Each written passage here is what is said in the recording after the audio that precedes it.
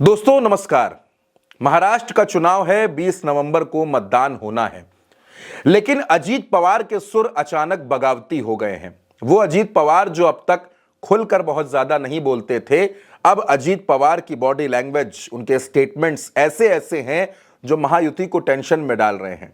मैं आपको आज बताऊंगा कि वो कौन सी 5 वजह हैं जिसकी वजह से ऐसा लगने लगा है कि अजीत पवार के सुर बगावती हो रहे हैं। ऐसा क्यों लग रहा है कि अजीत पवार बीजेपी से नाराज हो गए हैं।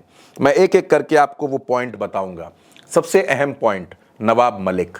मानखुर्द शिवाजी नगर की सीट, नवाब मलिक को अजीत पवार ने अपना प्रत्याशी बनाया, लेकिन शिवसेना के शिंदे गुट ने भी, जो महायुति का हिस्सा है, उसने यहां सुरेश पाटिल को अपना उम्मीदवार बना दिया। मुकाबला समाजवादी पार्टी के अबू आसिम आजमी से होना है। वो इंडिया गठबंधन के प्रत्याशी हैं। लेकिन दोस्तों, देवेंद्र फडणवीस ने साफ तौर पर कह दिया कि वो नवाब मलिक का प्रचार नहीं करेंगे, बल्कि वो सुरेश पाटिल के लिए वोट मांगेंगे। एक तो ये वजह कि नवाब मलिक के लिए अजीत पवार ताकत झोंक रहे हैं और बीजेपी इसके विरोध में है।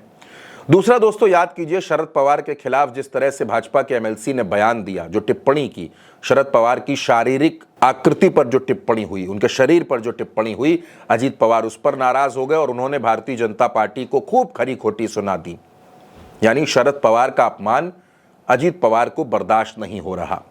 अब अजीत पवार दरअसल खुद को मजबूत भी करना चाहते हैं।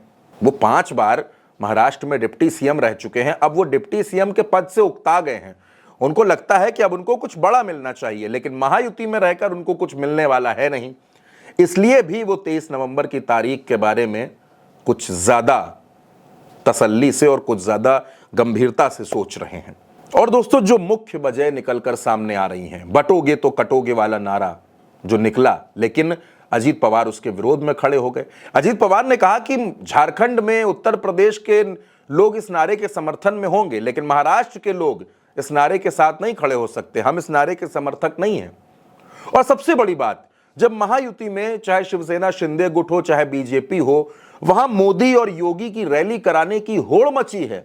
ऐसे में अजीत पवार कहते हैं कि बारामती में मोदी, योगी, शाह, इनकी रैलियों की कोई जरूरत नहीं है, हम नहीं चाहते इनकी रैली हो। तो वो कौन सी वजह है जिसकी वजह से अजीत पवार अचानक भारतीय जनता पार्टी और महायुति में दूरियां बनाने लगे हैं? क्या अजीत पवार महाराष्ट्र में सियासी रुख को समझ रहे हैं? उनको ऐसा लग रहा है कि 23 नवंबर को सत्ता से विदाई हो जाएगी, और जब सत्ता से विदाई हो जाएगी तो मातोश्री एक वो ठिकाना है जो अजीत पवार की मदद कर सकता है, यानी उद्धव ठाकरे। शरद पवार अपने भतीजे को फिर से माफ कर सकते हैं, और इसीलिए अजीत पवार ने अपने तेवर थोड़े नरम कर दिए हैं। चाचा शरद पवार के खिलाफ कुछ नहीं बोल रहे। यानी नतीजा जो कुछ भी हो, 23 नवंबर को जो कुछ भी हो, अजीत पवार ने अभी से खुद को सुरक्षित करना शुरू कर दिया है। अजीत पवार ने अभी से एक बड़ी लकीर खींचना शुरू कर दिया है। अब अजीत पवार के लिए ये कितना फायदेमंद होगा, ये तो 23 नवंबर की तारीख बताएगी। फिलहाल दोस्तों, इस खबर में मेरे साथ इतना ही। आप अपनी राय कमेंट बॉक्स में जरूर बताइएगा।